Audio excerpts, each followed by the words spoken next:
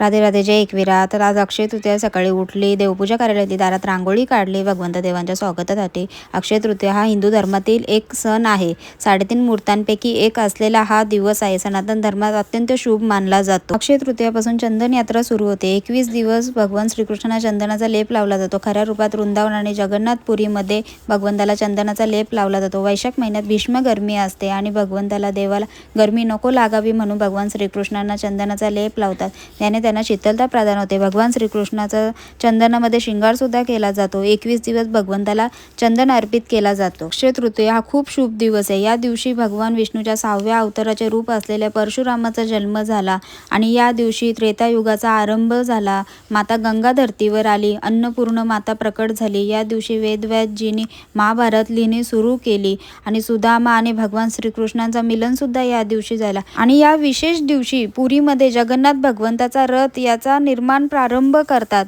आणि सूर्यदेवतांनी सुद्धा याच दिवशी पांडवांना अक्षय पात्र भेट दिली होती. त्यामुळे त्यांना आपल्या प्रवासात उपाशी राहावे लागले नाही. कारण अक्षय या शब्दाचा अर्थ आहे की अविनाशी, म्हणजे कधी न संपणारा. दिवशी अन्नदान केल्याने खूप शुभ मानले जाते. मुक्या प्राण्यांना, पक्ष्यांना आपल्यात होईल ते दान केल्याने खूप शुभ मानला जातो. अक्षय तृतीया दिवशी सुदामा भगवान श्रीकृष्णाची भेट झाली. कृष्णाला द्यायला सुदामाकडे फक्त 4 दाणे तांदळाचे होते.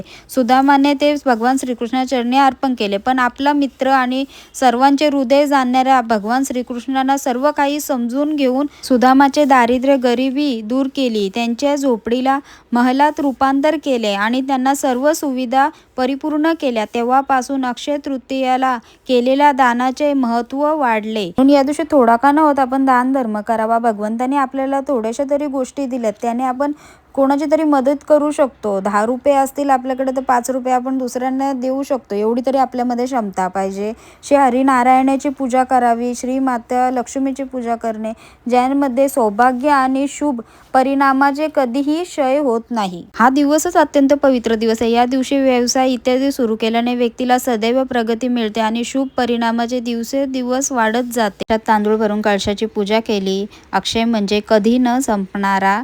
आणि भगवंतासमोर प्रार्थना वगैरे केली, माळ जपून घेतली आणि खूप मन एकदम प्रसन्न झालेलं. सकाळी देवपूजा वगैरे करते ना तेव्हा खूप एकदम भारी वाटतं आणि देवांचा शिंगार पण खूप छान झालेला, खूप एकदम मस्त. आणि चंदन यात्रा पण भगवंताची आजपासून सुरू झाली. भगवंताला रोज आजपासून 21 दिवस चंदन लागेल, चंदनाची सेवा. आणि अन्नपूर्ण मातेचं मी पूजन देवघरात केला, पण अन्नपूर्ण माता मेन आपली स्वयंपाकघरात येते. अन्नपूर्ण मातेला प्रार्थना केली, माझ्या जेवणाला, स्वयंपाकाला नेहमी चव वाढत जाऊ दे, सगळ्यांनी गोडी गोडीत जेवू दे सगळे.